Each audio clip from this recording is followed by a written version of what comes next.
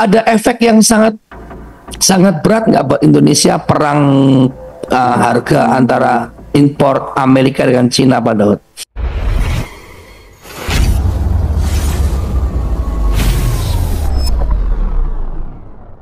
Pak Daud, emas sudah sempat menembus 2 juta per gram, Pak Daud. Sempat Pak Daud. Sekarang nggak tahu berapa lagi ya, tapi kemarin sempat menembus 2 juta. Sekarang sudah ada batangan perak batangan. Apa? Sudah ada perak batangan, Pak Daud, seperti emas. Oh, dijual di mana tuh, Mas? Saya lihat di ini, Pak, di media sosial, Pak Daud. Wah, sekarang banyak orang cari perak. Iya. Karena pasti naik tuh, Mas. Pasti naik, Pak Daud, seperti sudah Pak Daud mentafsirkan, menilai. 10 tahun ke depan. 10 tahun ke depan, Pak Daud, ya. Naiknya lipat tuh, Mas. Wah, berarti kalau kita masih punya dana, kita stok gimana, Pak Daud? Jemaat kalau Lebih baik beli perak. beli perak daripada beli emas, ya. Karena emas sudah terlalu tinggi dan terlalu mahal, Thomas. Oke, tapi nilai jualnya bagaimana, Pak, perak itu, Pak? Kan penting batangan murni, Thomas. Iya, batangan murni, Pak Daud, ya.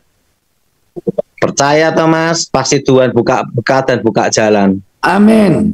Saya percaya, semua percaya. Amin. Yang percaya, haleluya.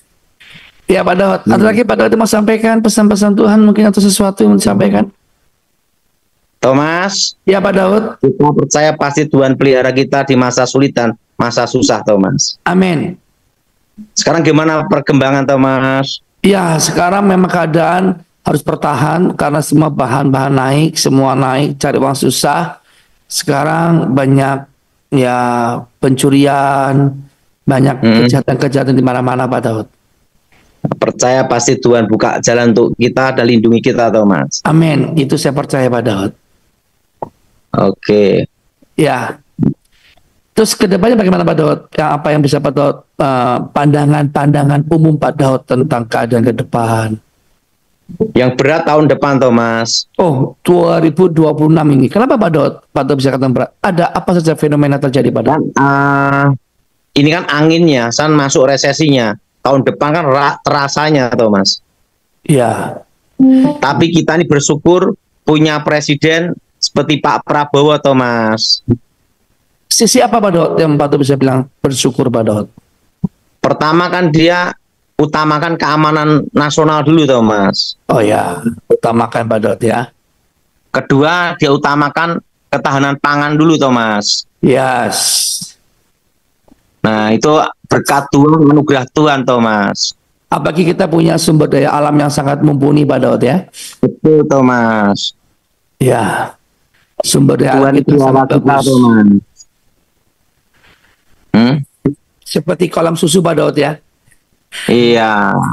Ya, Pak Daud, ada efek yang sangat sangat berat nggak buat Indonesia perang harga antara impor Amerika dengan Cina, Pak Daud? Dampaknya pasti ada, tapi Thomas ingat, kita berdoa untuk Pak Presiden Prabowo diberi hikmat marifat untuk mimpin negara ini mengambil keputusan terbaik, Thomas. Ya, apalagi Pak Prabowo kan punya tim yang bagus ya, Pak Daud, ya. Tim yang bagus. Ya, Pak Prabowo ini kan betul-betul seorang prajurit komando, memiliki hati seorang prajurit yang sudah ditempa alam yang keras, Thomas. Betul. Udah teruji. Dan berikutnya pasti dia memikirkan ke depan kesejahteraan rakyat Indonesia, Thomas. Betul, Pak Daud. Sepakat, Pak Daud. Dan kita berdoalah apa yang terbaik untuk Pak Presiden kita, Thomas. Betul, Pak Daud. Gimana, Pak Daud, Thomas? Bisa kasih gambaran nggak? Kira-kira ini kan sekarang kabarnya Amerika kan sudah mulai melunak nih dengan Cina. Memang kan Cina menguasai dunia, Pak Daud, ya, untuk segala bidang, ya. Pak Daud bilang teknologi, kesehatan, ya kan, terus ekspor impor. Nah, menurut Pak Daud gimana, Pak, untuk dampak ekonomi, sosial, budaya? Apakah sekarang hampir dunia ini dikuasai oleh Tiongkok, Pak Daud? Gini, tenang aja, Thomas. Tuhan menjadi terang dan kehidupan di Indonesia, Thomas. Ya, Pak Daud. Nggak usah khawatir, pasti Tuhan pelihara umatnya, Thomas. Yes, siap. Yang penting sekarang kita siap menghadapi badai ekonomi tahun ini dan tahun depan, Thomas. Bagaimana Pak persiapan yang harus Pak Daud kasih pandangan untuk selain iman Kristen kita sebagai kepercayaan Tuhan, Ya, tapi secara alam nyata, kerjakan pekerjaan apa yang ada aja, Thomas. karunia ada, paket yang ada dikembangin Pak Daud ya. Iya, udah fokus itu aja, Thomas. Ya. Oke, Kita jemaat. percaya Tuhan pasti pelihara kita, Thomas. Siap. Ya, jadi selain kita punya iman rohani kepada Kristus sebagai Tuhan, sebagai jalan keluar, sebagai iman juga kita harus punya mengembangin bakat apapun yang Tuhan berikan Pak Daud ya. Pak Daud kasih gambaran yang tukang cukur ya, bagusin, kreatif tukang cukur, tukang sablon, tukang ambil lele, apapun ya, kembangin kreatif ya Pak Daud ya. Iya. Terima kasih sahabat Khotbah Populer sudah mendengarkan penjelasan hambanya Evangelis Daud Tony. Saya setuju apa yang disampaikan oleh hambanya Evangelis Daud Tony. Sekalipun resesi terjadi, inflasi menimpa perekonomian Indonesia, dan interaksi dagang semakin sulit, apalagi membangun usaha yang baru, disarankan kita bertahan, mengembangkan yang sudah ada sambil melihat peluang. Tentunya kita harus minta hikmat dari Tuhan, kepekaan untuk melihat peluang, bukan sembarang peluang, tetapi peluang yang bisa membuat kita nanti naik level. Jangan gegabah, apalagi pinjam uang menggunakannya untuk modal, yang dimana ekonomi ini tidak stabil. Kalau banyak meminjam, ekonomi tidak stabil, daya jual menurun, maka Anda akan kesulitan untuk melunasi hutang itu. Jadi, mari minta hikmat dari Tuhan. Walaupun negara-negara maju seperti Amerika, China, selalu adu kekuatan yang dinamakan perang dagang, sehingga bisa menimbulkan dampak kepada negara-negara sekitar, termasuk Indonesia. Jangan takut, kata hambanya Evangelis Daud Tony. Tuhan akan menolong kita. Indonesia akan tetap jadi terang bagi dunia. Dan Indonesia akan mampu bertahan. Secara khusus saya percaya anak-anak Tuhan pasti akan tampil beda. Pasti akan diberkati selama Anda tahu caranya, yaitu mengandalkan Tuhan di masa sulit, berserah kepada Tuhan di masa sulit.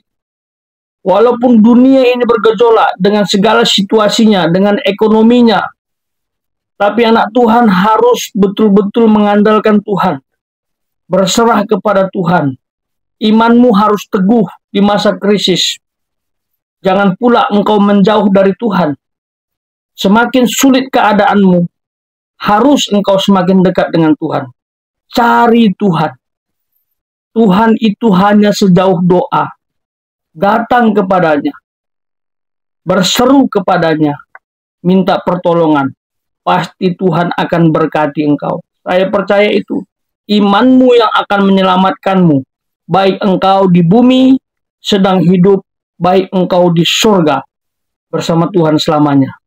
Iman itu adalah dasar dalam kita menjalani hidup. Tetapi tidak cukup. Ingat loh ya, ora et labora, berdoa dan bekerja.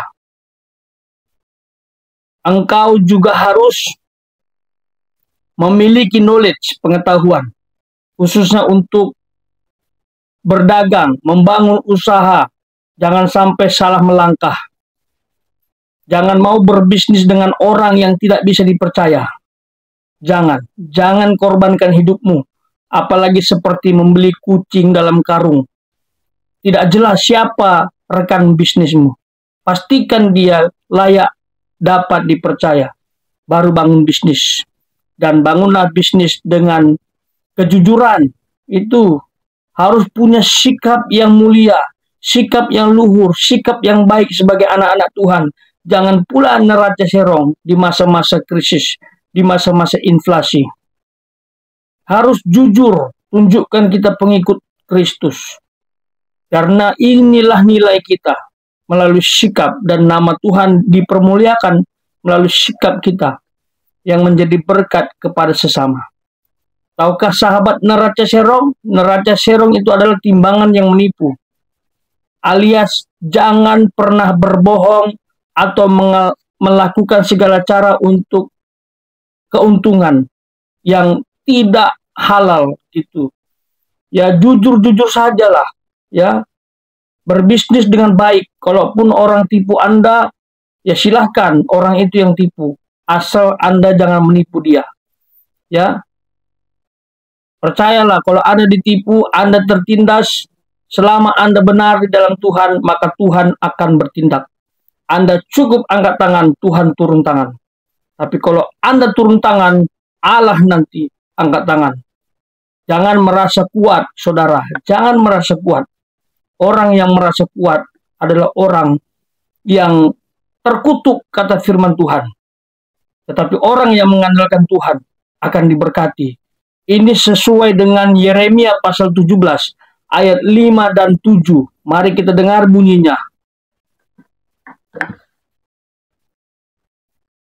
Beginilah firman Tuhan. Terkutuklah orang yang mengandalkan manusia, yang mengandalkan kekuatannya sendiri, dan yang hatinya menjauh daripada Tuhan.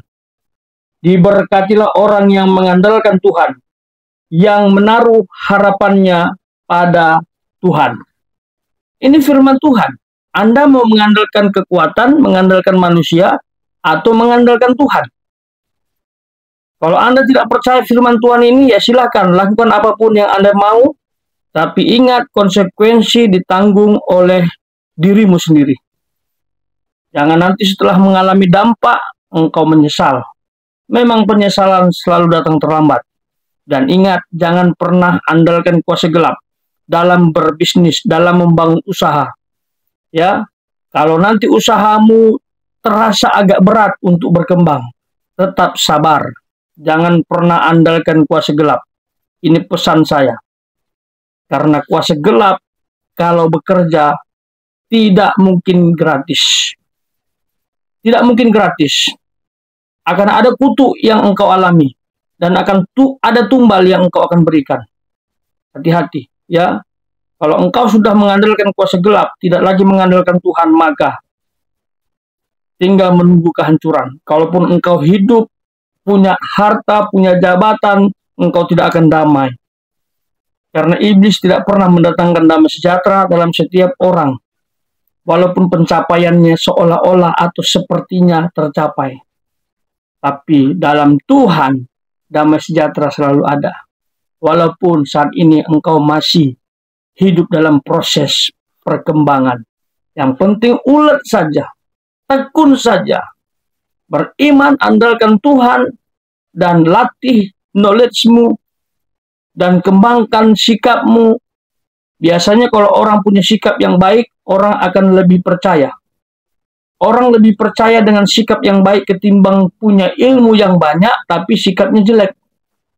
Itu ciri khas koruptor. Ilmunya tinggi, tapi sikapnya jelek. Sehingga ilmunya itu dia pakai untuk mengelabui rakyat. Sehingga menjadi koruptor.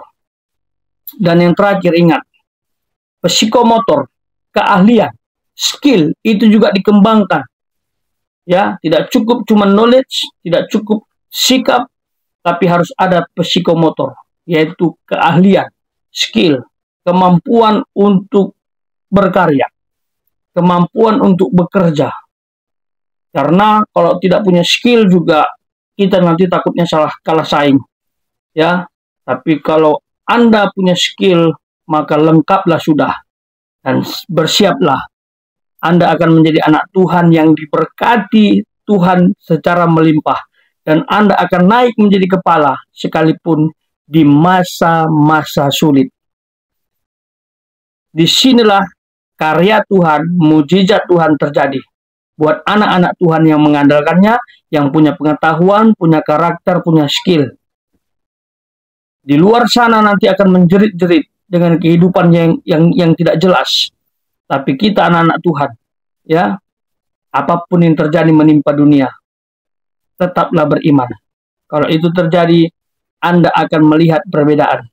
Sekalipun anak Tuhan mengalami penderitaan, kalau engkau dalam Tuhan, ada kekuatan yang membangunmu.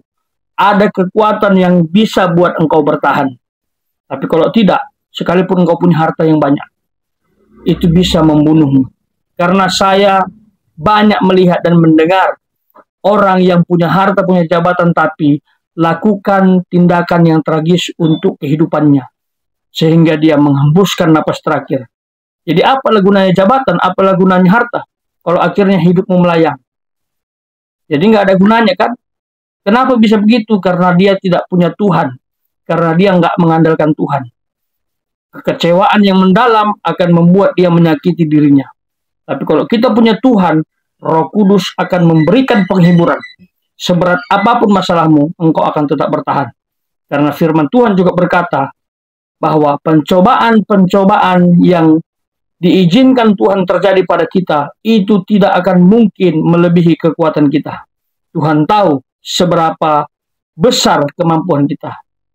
Seberapa mampu kita memikul masalah itu. Dan saya percaya Tuhan akan menolong kita tepat pada waktunya. Dan jangan lupa menjadi berkat. Dan muliakan Tuhan dalam setiap lakumu. Tuhan Yesus memberkati.